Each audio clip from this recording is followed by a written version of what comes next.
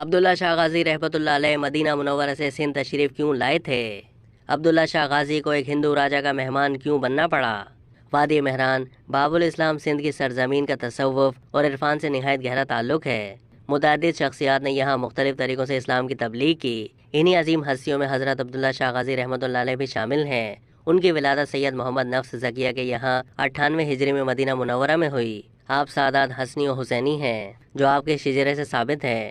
حضرت عبداللہ شاہ غازی رحمۃ اللہ علیہ کی تربیت کا فریضہ خود آپ کے والد گرامی نے انجام دیا۔ کچھ مورخین عبداللہ شاہ غازی کی سندھ میں آمد کے حوالے سے لکھتے ہیں کہ آپ دین کی تبلیغ کے لیے تشریف لائے تھے، جبکہ کچھ مورخین نے آپ کو الشتر بھی لکھا ہے۔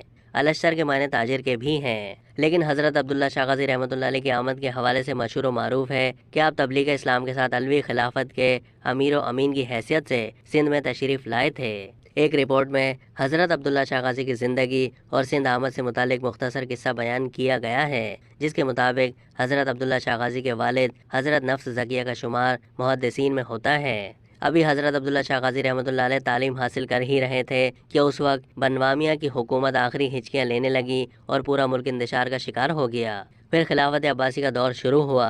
حضرت صاحب کے والد نے 138 ہجری میں عباسیوں کے خلاف علم بغاوت بلند کیا اور اپنی دعوت خلافت تحریک مدینہ منورہ سے شروع کی۔ امام ابو حنیفہ اور امام مالک نے بھی اس تحریک کا بھرپور ساتھ دیا، جس کی پاداش میں عباسی گورنر نے امام مالک کو کوڑے لگوائے، جس کے بعد حضرت سید محمد نفس زکیہ نے اپنے بھائی ابراہیم کو بصرہ روانہ کیا، جبکہ حضرت عبداللہ شاہ غازی کو سندھ جانے کا حکم دیا۔ حضرت عبداللہ شاہ غازی رحمۃ اللہ علیہ عراق سے ہوتے ہوئے سندھ کی جانب روانہ ہوئے اور بجائے جنگ و جدل کے سندھ میں تبلیغ اسلام شروع کر دی اور لگ بھگ 12 سال تک تبلیغ اسلام میں مصروف عمل رہے اور ہزاروں کی تعداد میں لوگوں کو اسلام کی لافانی روشنی سے روشناس فرمایا۔ سندھ کی عوام میں آپ کو بڑی تعظیم کی نگاہ سے دیکھا جاتا تھا اور آپ کو بے پناہ مقبولیت حاصل تھی۔ حضرت عبداللہ شاہ غازی رحمۃ اللہ علیہ کو سندھ میں داخل ہونے والے پہلے سادات بزرگ و مبلغ مانا جاتا ہے۔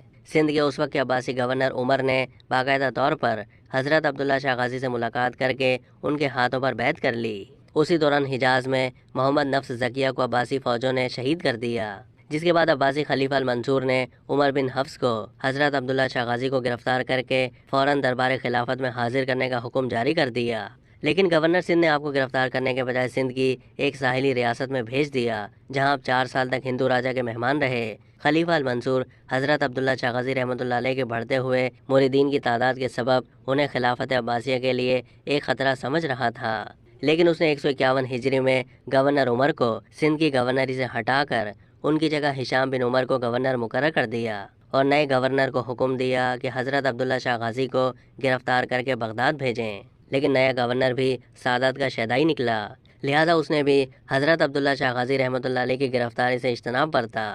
پھر 151 ہجری میں ایک دن حضرت عبداللہ شاہ غازی شکار کی غرض سے جنگلوں میں جا رہے تھے تو فوجوں نے ان سے لڑائی شروع کی۔ اچانک کسی ظالم کی تلوار آپ کے سر مبارک پر پڑی اور آپ شدید زخمی ہو کر زمین پر گر پڑے۔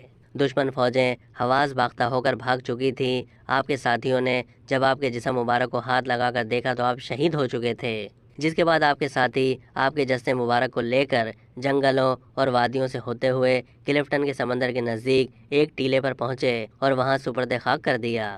اس کے بعد حضرت عبداللہ شاہ غازی رحمۃ اللہ علیہ کے ہاتھوں مسلمان ہونے والے لوگوں نے مٹی کے غاروں اور لوندوں کے ذریعے ایک مقبرہ تعمیر کیا اور ان کے مقبرے کو نمایاں رکھنے کے لیے رنگ برنگے جھنڈے لگائے جو کہ دور سے نظر آتے تھے۔